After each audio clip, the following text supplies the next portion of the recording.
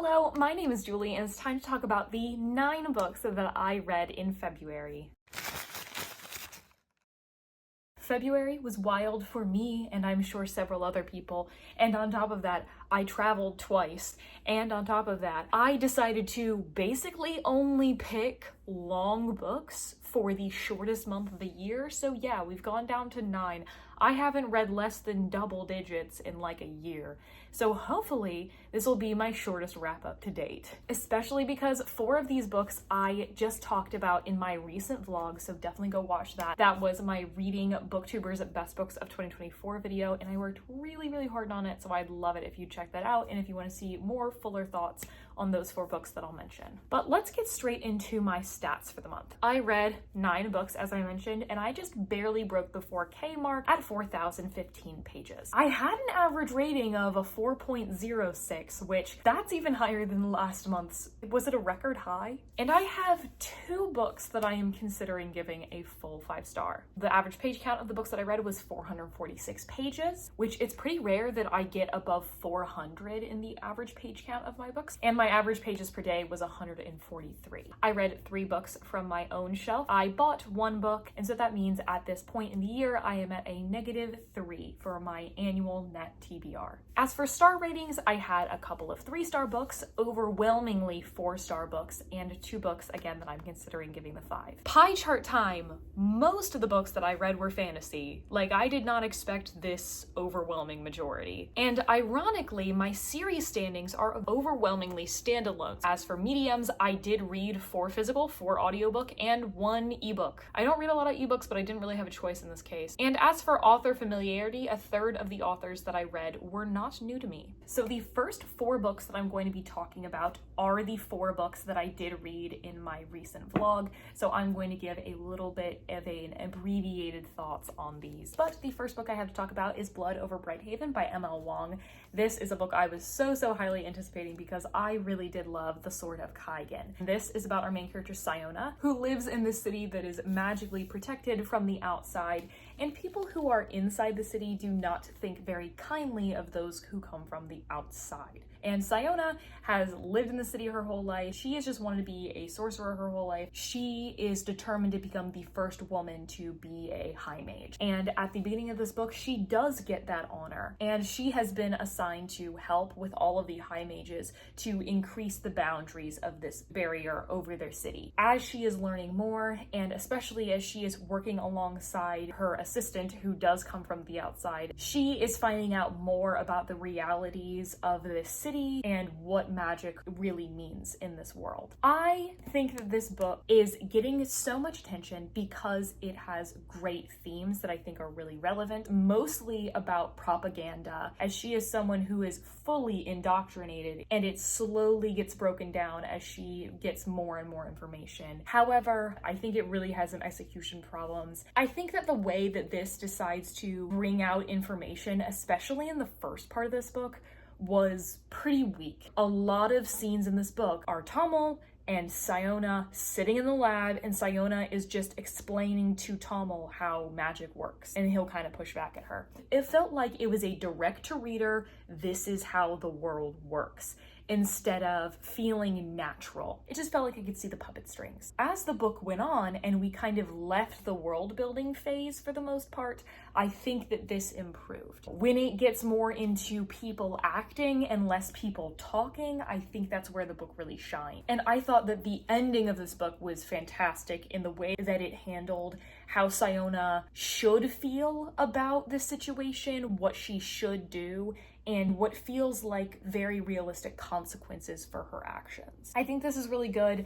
However, I think that the writing or editing could have used some work, so I'm giving it a 4. Next up, we have Funny Story by Emily Henry, which is the most loved book of last year, according to all of my research I did in that video. This is a rom-com about Daphne and Miles, who were dating 2 people who were best friends, and those best friends end up leaving Daphne and Miles for each other. Now Daphne and Miles, because their partners left them and their housing situations have changed, they decide to move in together and become friends while commiserating together. I have read all but 1 of Emily Henry's rom-coms, and I have yet to come away with a 5-star. I don't think she is for me, but like, I get it. I did not think that there was a single thing wrong with this book. I just didn't care overly much. I think Daphne is a good main character. I think Miles is a good romantic lead, and he's not necessarily typical. I think they play off each other really well, and I liked how they ended up having a good rapport and how they do talk to each other so much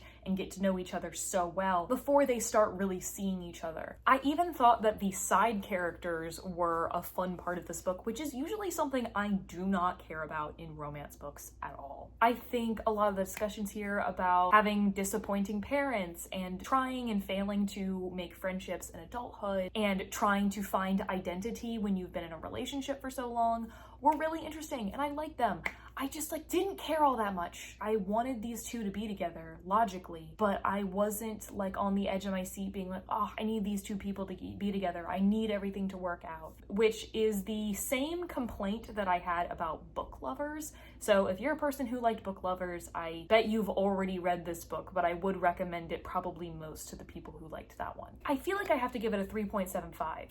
because it still should be in the 3 range because I didn't care that much. But it's above what I would normally put it at 3.5 in terms of quality. So that's probably where I'm putting it. Then I read Hello Beautiful by Ann Napolitano. This is a contemporary fiction book that is about the Padovano family, following them from the 70s through the early 2000s. There are 4 sisters in this family. We are mostly following the eldest 2, Julia, who knows what she wants and has a plan for everything and ends up finding a man in college, William, who she knows she wants him to be her husband, and sort of starts planning their life together. And then Sylvie, the second oldest, who is a librarian and was waiting for her great big love story. This book is considered to be a tribute to Little Women, but it is its own thing. It is not a retelling. It is not a one-to-one where each of the Padovano sisters is one of the March sisters. Certain plot points definitely pull from Little Women, but it is more that the themes of the novel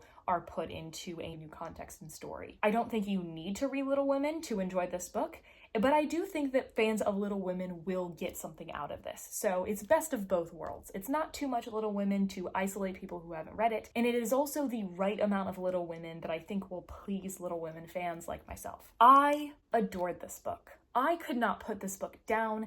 Every single aspect of this book felt so natural and true to life.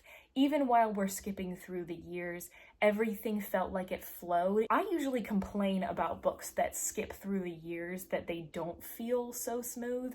Wasn't a problem here. I really rooted for our characters. William was one who I was particularly feeling for as he is struggling with depression. I enjoyed seeing this family grow and change and how each of these people are making decisions that are not necessarily kind, but they are brave, as the book talks about pretty directly. They are all trying to make the decisions that they think are right, whether that is an informed decision or not. I was sucked into the writing in a way that I have been lacking in books recently. I was not reading words on a page. These are very real people to me. This, I believe, is my first full 5-star of 2025, and I'm so glad I got around to this because it was not on my radar before this year. And the last book I read for that video was Dracula by Bram Stoker. This is, of course, the classic about vampires, in which we have Jonathan Harkness, who is a lawyer, going to Transylvania to help Count Dracula get a place in England, and when he does, he thinks he is trapped there. We follow the letters and memos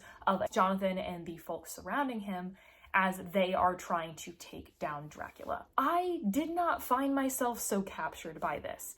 I think that the epistolary format of this book almost did it a disservice.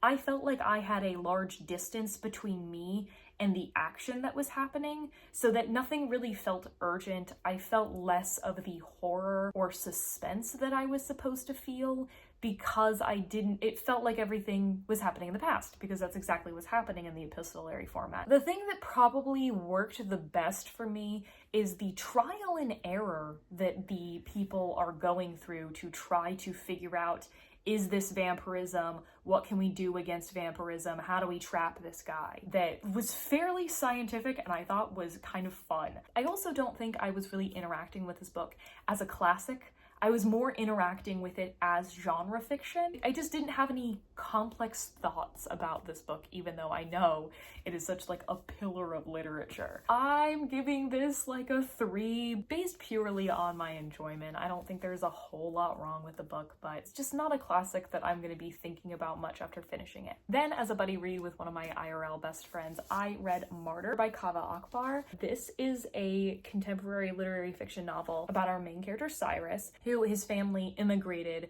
from Iran when he was young. Cyrus, as an adult, is obsessed with the idea of martyrdom based on his family's experience with death.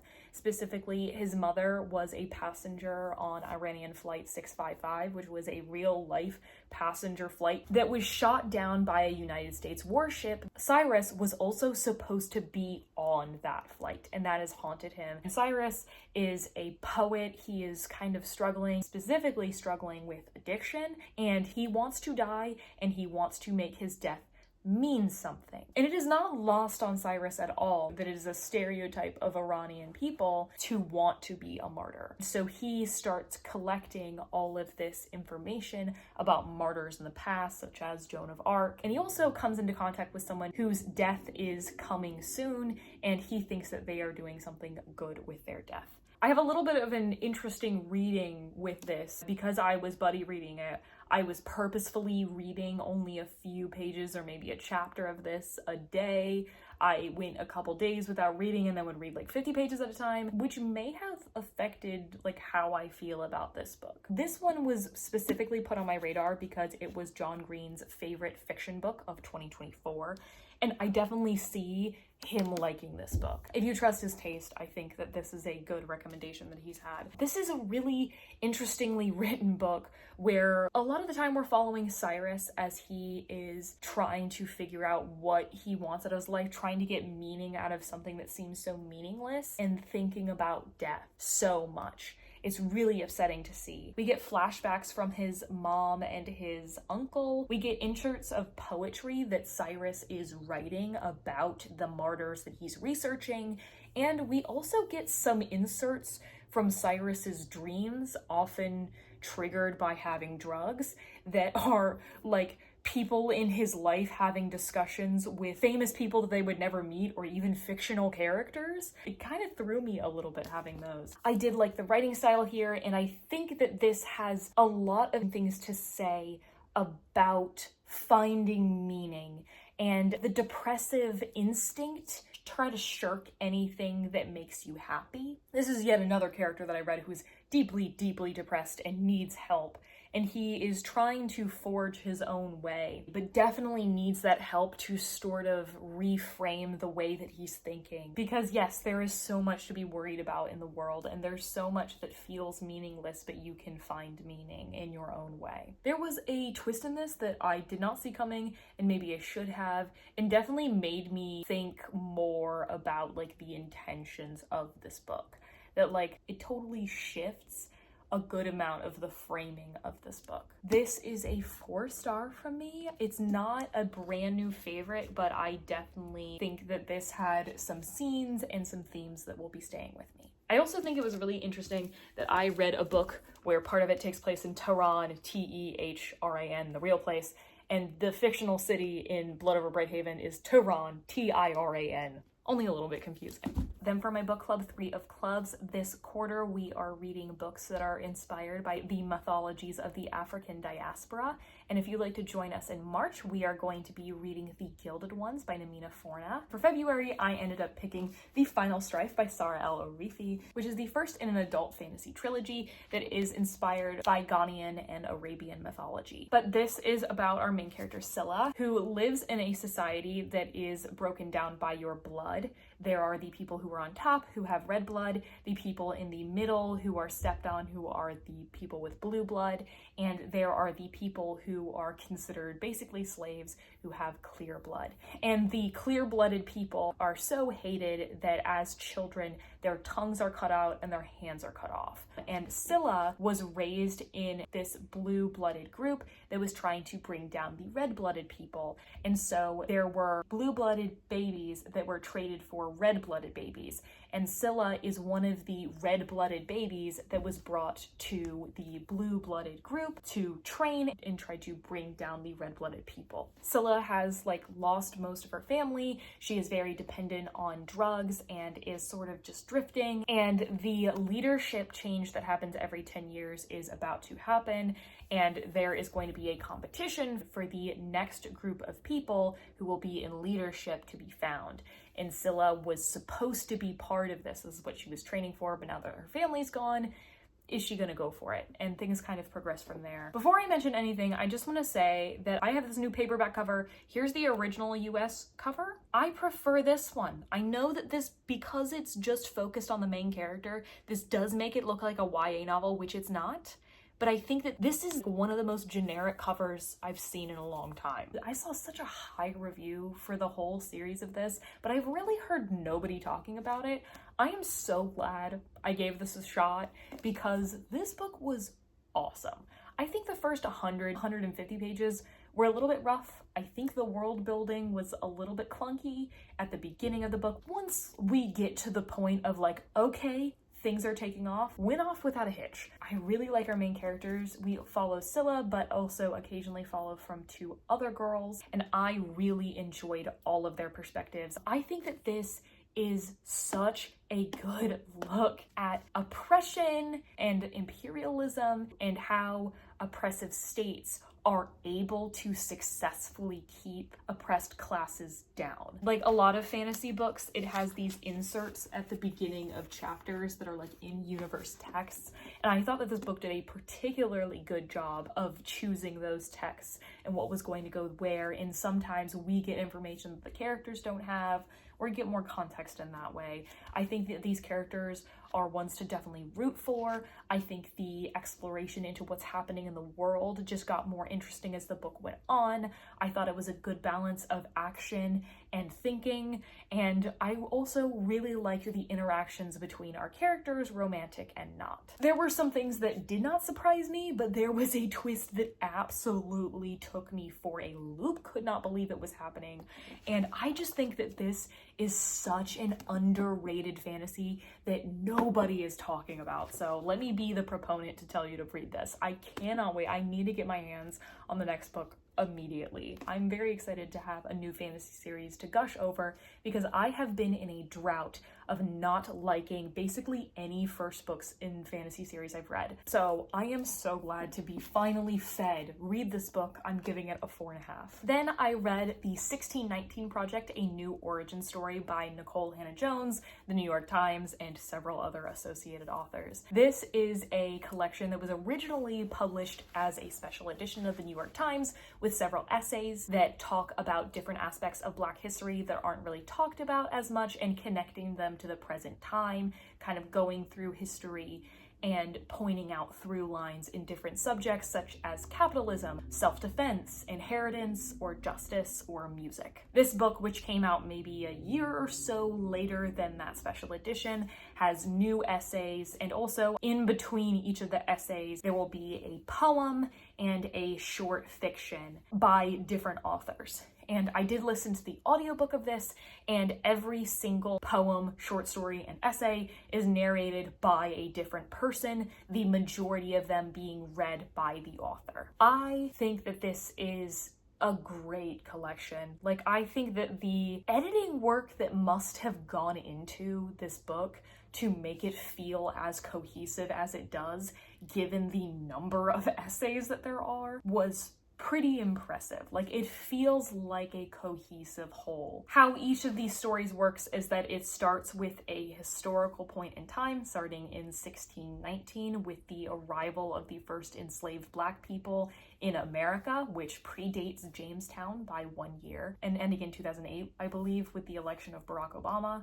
And it uses each of those moments as a jumping off point for the poem, short story, or essay. The essays do make up the vast majority of this book. The poems are short. The short stories might even be microfiction. I thought that the way each of these essays goes through history and kind of ties together how racist systems of oppression have not gone away, they have just changed, was very, very well done. I think each of these people put together such a very definitive argument. Personally, my favorite essay was Capitalism. As far as the audiobook goes, because there are so many different narrators, there were some narrators who were not as good as others, especially when it came to the poems and the short stories, but I thought that the essays themselves, which are the meat and potatoes of the book, were narrated very well. B+, A- in terms of the audiobook quality, like considering how many people they had, the fact that it was as good as it is, pretty impressive. It is just doing exactly what it sets out to do, being able to bring light to how Black people consistently have been kept down, discriminated against, and violence has been perpetrated against them on purpose by the United States. This is the other book that I'm probably going to be giving a 5-star this month. I don't really like to rate a lot of nonfiction, but like it feels like a 5 to me. Then I listened to Someone You Can Build a Nest In by John Wiswell. This is a fantasy horror that is from the perspective of a monster who is being hunted down. Shesheshin is a creature that is referred to as a worm. She can eat things and use the parts of that person or animal or thing as parts of her body, and she needs to continue to consume things to live. And on this island that they are on, there is this family that is trying to hunt her down, and she ends up befriending the daughter of this baroness who is trying to get her whole family to hunt her down. We are seeing as Shesheshin pretty humorously doesn't understand humans, is trying to hide that she is a monster from people, and trying to get more information about how to save herself and later this woman. I just thought that this book was such an interesting flavor of the fantasy horror. I think that if you like something like Murderbot, where you have a main character who is not human interacting with humans, that this is going to work for you. There are some gross descriptions in here, but I think that this could be like an intro to horror maybe, because it is more on the fantasy side. I thought it was fun to follow Shesheshin as she is trying to figure out what to do, as she is having more human emotions and trying to figure out what they mean, trying to form relationships with people, and ultimately how she is trying to take down this evil baroness. I thought that this was super fun. If you're like a dark fairy tale retelling person, I think this is something that would really work for you. And I also just want to shout out like the epilogue of this book. There is a point in this book where most authors would have ended the book, but the author decided to give us several more chapters, sort of showing what is going to happen to our characters in the next couple of months. And I thought that that was such a great way to sort of show a realistic way that the characters would be feeling after this and the work that they would have to do on themselves after the book ends, and overall gives the book a more hopeful tone. I thought that this was really fun, and I will be giving it a 4. And the last book that I read this month, I was working on forever because it was so difficult to read, and that is The Spear Cuts Through Water by Simon Jimenez. This is the author of The Vanished Birds, which is one of my favorite books that I read last year, so I was very excited to get to this one. And I had to put in the work. This book is very complicated. It is a fantasy that is about you being told by your Lola these stories of the old country, about these two boys who were trying to save the world. Your Lola is telling you that one day you will go in your dreams to this place called the Inverted Theater, and you will see this performance about this story. So we are at one time seeing the story of these two boys, the dance and how you are interacting with this performance when you are seeing it, and also flashing back to when your Lola is telling you the lore of this story. The way that this book is written physically was a little bit confusing because not only is it a double frame narrative, there really isn't chapter or anything. What we have is these bigger phrases that split up 2 sections, and this phrase will connect to both parts. And it just took me forever to realize that those were the perspective shifts. And on top of that, sometimes we're getting thoughts from throwaway people. Like, they'll talk about that we passed a dead body, and then there'll be a part in italics, and it's the thoughts from the dead body. So being thrown into this book was like being dropped into the ocean with no land around you. For like 150 pages, I felt like I was reading gibberish. It would take me like 10 minutes to read like a page. I was really struggling. But the further I went on in this book, the more I was able to get some traction and finally start understanding this book. And once I could understand it, I was enjoying this book and enjoying what this book was doing. I was enjoying our fantasy journey and how often brutal it was. Poppy wore levels of brutality in this book. There's so much violence and nasty stuff that goes on in this book in a way that was sometimes realistic and sometimes felt purposefully over the top in the way that a legend would.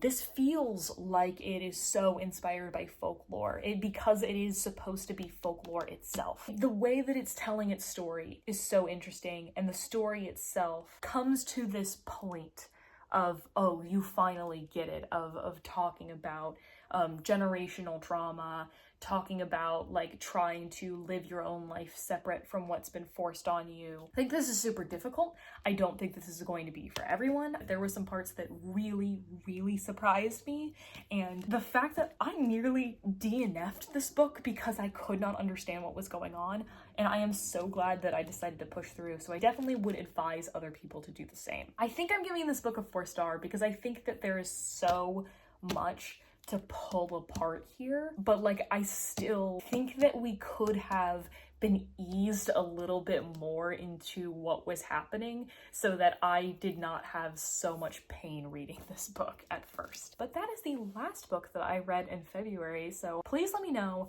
how many of these books have you heard of, and how many of them have you read? I would love to know. And also let me know what you read in February. Is there anything that you read that I should be reading? Because I'd love to get some recommendations from you. Thank you so much for watching. If you haven't already, you can hit that button down below to subscribe if you would like to see more of my videos, and you can hit that link in the description if you would like to see the other things I do on the internet, like my Instagram and my book club. Thank you so much for watching, and as always, I'll see you in the next one.